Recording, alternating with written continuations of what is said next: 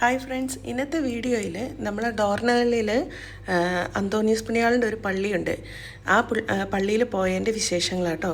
നമ്മളീ പോകുന്ന ഒത്തിരി പാടങ്ങളും വയലുകളും ഉള്ള ഒരു സ്ഥലത്തൂടെയാണ് പോകുന്നത്. അതുമായിട്ട് റിലേറ്റഡ് തന്നെയാണ് ഈ പള്ളിയുടെ ഹിസ്റ്ററിയും. ഇതാണ് ഡോർനഗലിലെ സെൻറ്റ് ആൻ്റണീസ് ചർച്ച്. ഇതിൻ്റെ അകത്ത് ശരിക്കും ഹിസ്റ്ററി പറയുവാണെങ്കിൽ ഏതാണ്ട് 1920 1920കളിൽ സ്ഥാപിക്കപ്പെട്ട ഒരു, അന്നൊക്കെ ഇതൊരു ചെറിയ ചാപ്പൽ പോലെ ഉണ്ടായിരുന്നുള്ളൂ.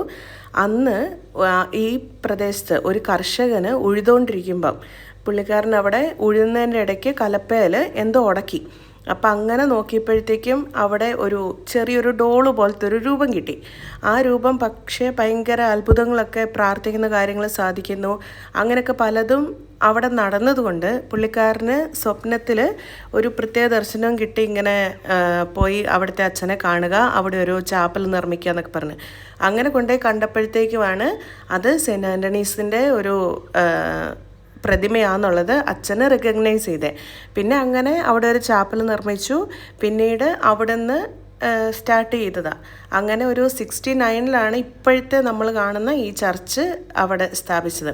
ഇതാണ് പുള്ളിക്കാരനെ കിട്ടിയ പ്രതിമ. ഇതാ പ്രതിമയുടെ ഫോട്ടോ. അപ്പുറത്ത് ഒറിജിനൽ പ്രതിമ തന്നെ വെച്ചിട്ടുണ്ട്.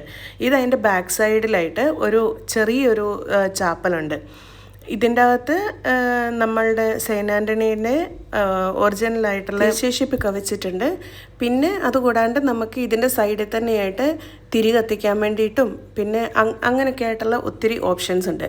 അതുകൂടാണ്ട് ഇവിടെയുള്ള വേറൊരു നേർച്ച എന്ന് പറയുന്നത്, ഇവിടെ മാക്സിമം പിള്ളേരെ 1 വയസ്സാവുന്നതിന് മുമ്പേ കൊണ്ടുവന്ന് മുടി മുട്ടയടിച്ചിട്ട് ആ മുടിയിൽ ഒരു കെട്ടുമുടി അവിടെ നേർച്ചയായിട്ട് വയ്ക്കാറുണ്ട്.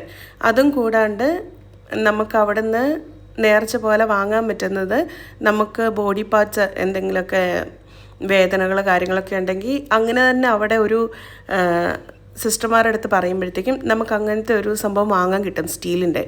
എന്നിട്ട് അത് വാങ്ങി അവിടെ നേർച്ചയായിട്ടിട്ട് നമ്മളങ്ങനെ പ്രാർത്ഥിക്കുവാണെങ്കിൽ നടക്കും എന്നൊക്കെയാണ് ഇവിടുത്തെ വിശ്വാസം. അങ്ങനെ പിന്നെ അവിടെ നിന്ന് തിരിച്ചു വരുന്ന വഴിക്ക് നമ്മൾ കണ്ടൊരു കാഴ്ചയായിട്ട് ഇത് കറക്റ്റ് ഉഴുതുകൊണ്ടിരിക്കുന്ന ഒരു കർഷകൻ. ഇപ്പോഴത്തെ ഈ മിഷണറീസിൻ്റെ കാലത്ത് ഇതൊന്നും നമുക്ക് കാണാൻ പോലും കിട്ടില്ല. അങ്ങനെ പിന്നെ അവിടെ നിന്ന് നമ്മൾ നേരെ ഇറങ്ങി തിരിച്ച് പിന്നെ നമ്മൾ ഹോസ്കോട്ട് കുശാൽ നഗറിൽ തന്നെ വന്നു.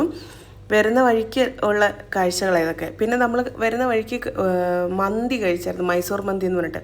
അടിപൊളിയായിരുന്നു കേട്ടോ. ഇതൊരു കുഞ്ഞ് ഷോപ്പാണ്, പക്ഷേ അടിപൊളി ടേസ്റ്റുള്ള മന്തിയായിരുന്നു. അപ്പോൾ ഇതൊക്കെയായിരുന്നു ഇന്നത്തെ നമ്മളുടെ വീഡിയോ. ഇഷ്ടപ്പെട്ടെങ്കിൽ ലൈക്ക് ചെയ്യണേ. താങ്ക്